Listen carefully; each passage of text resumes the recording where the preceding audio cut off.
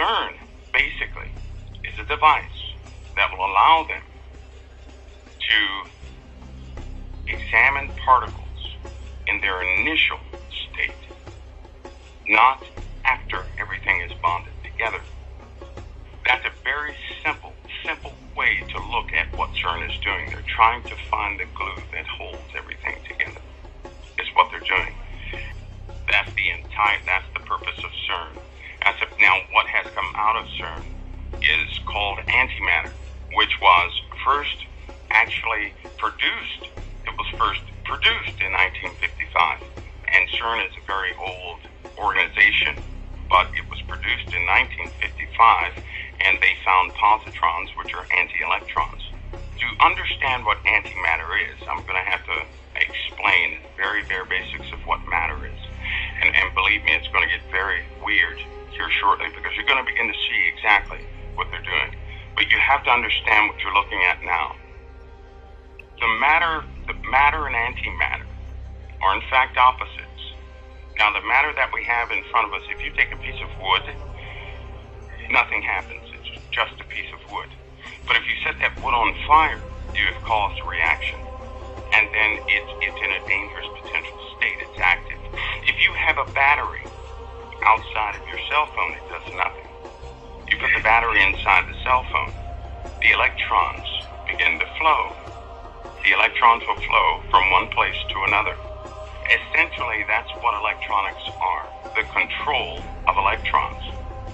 They control the direction, the speed of electrons, which create tiny pulses. They flow or don't flow, flow or don't flow. Those are called gates. Those gates form computers. And with a computer, we can do fascinating things. This is why they did, in fact, take Nikola Tesla's findings, because he discovered some things with electrons and protons that were very fascinating. Electricity within itself is a visual observation of electrons and protons in their active state, non-controlled state. Antimatter is the opposite of the matter that we can control. Antimatter cannot be controlled. In fact, when they first produced antimatter, they had to have a facility to contain it, because unlike the wood, where you have to have a reaction to cause it to burn, antimatter, you have to have a containment to cause it not to burn. That's the only way they can store it, with massive facilities to store it. Let me give you an example. In a nuclear bomb, it takes timing, which takes electronics, and the explosions have to be just right to cause a reaction. That's a nuclear bomb, like the Hiroshima bomb, which takes pounds of nuclear material to cause it to react. And it has to be very precise. Well, let's go the opposite. Let's say we had antimatter, correct? If we had 1 gram of antimatter, that would equal about 42 or 40, let's just say 45 kilotons of TNT, which is about 4 Hiroshima bombs. And it's already inherently unstable. It's unstable. The only way to harness antimatter is to contain it. And it takes very large and expensive facilities to contain just 1 gram of antimatter. Some have failed, some have not. If those containment devices fail, they cause mega quakes. That's what happens when they fail. Now, we're talking small, tiny drops of antimatter. I mean, just drops of raw antimatter. It's highly unstable. It has to be isolated from the rest of reality when it's contained in a literal sense. Our body is held together by that glue that they're searching for, that bonds matter together. Those who understand what's called the Standard Model, they have a pretty good idea of what would happen if the force table in the Standard Model is just an explanation of how all things work. You're dealing with matter and force, and they have categorized the elements of matter, everything we can touch and feel and observe, in what's called quarks, the building blocks of protons and nuclei. What they're looking for is a higher explanation of how everything works. This is the particle they're searching for. Now, they found half of it.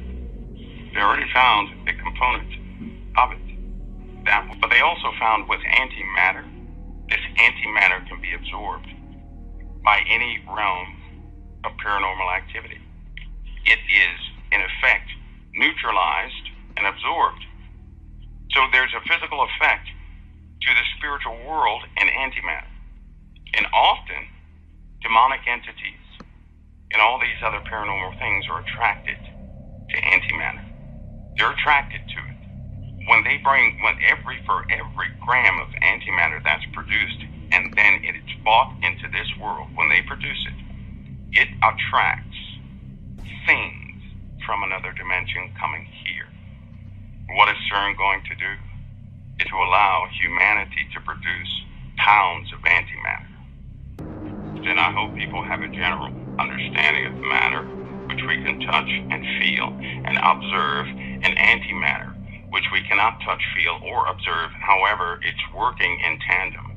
CERN has yielded so many results and gave a true definition of paranormal activity.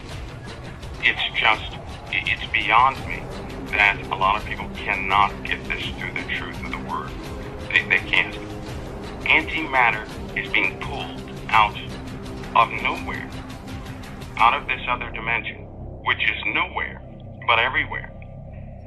In consequence to that, they found out antimatter has a specific type of energy signature that they can, in fact, detect. This is how it's part of the process of pulling it out. Now, with the general basis of what CERN is doing, that's the basic idea of what they're doing, and that's exactly what they're doing with particles. Here comes the other part that's not so good. This is why they have to do another set of it. Listen, it's not just one experiment they're about to perform. This thing is going to run 6 months continuously colliding protons near the speed of light to analyze particles, exotic particles that are made at the beginning of the Big Bang. That's why they call it the Big Bang machine. It's the only way to observe these particles, which wink in and out of existence in, a fraction of time.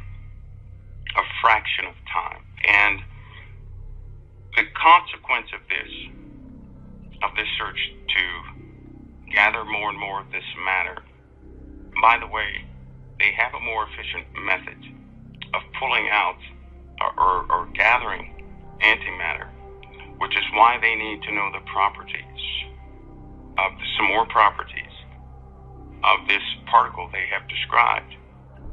Once they have these properties, they will be able to extract as much antimatter as they desire efficiently. It's right now, to obtain antimatter is very inefficient. It's very inefficient. In other words, to get a pound of it would take about 10,000 years at the current rate. It's just not going to work. CERN will allow them to do that probably within a week. But here's the consequence. They've observed the energy of both matter and antimatter. They found out that antimatter is intimately tied to every single life form on this planet. They found out that energy signature is the same energy signature in all life on this planet. All life, none excluded. Found out when any life form is in the presence of antimatter, the energy of the life form changes. The energy changes. I'll put this in basic terms. A person has both dark and light already in them. It's part of their makeup. It's what you can't live in a material world without antimatter. Nothing would exist. And so a person has both good energy, which would be this realm, this realm of matter, but they also have energy of antimatter. So they're connected. A person is connected to both realms at the same time on the energy level, and they don't even know it. They don't know it. And they have found, certainly, with all the experiments they have found out why paranormal activity exists. They know exactly what it is. They don't want to tell anybody. This is why they perpetuate foolishness on television. But every single person, every single life form is connected to that realm, that other realm, into this realm of reality. Dark matter is tied to dark matter. Everything has a connection. Everything has a connection.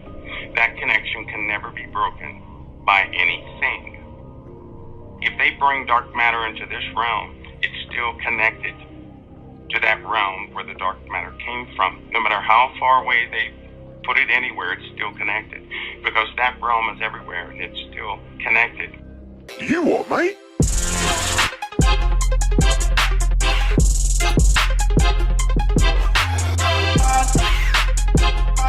Yeah.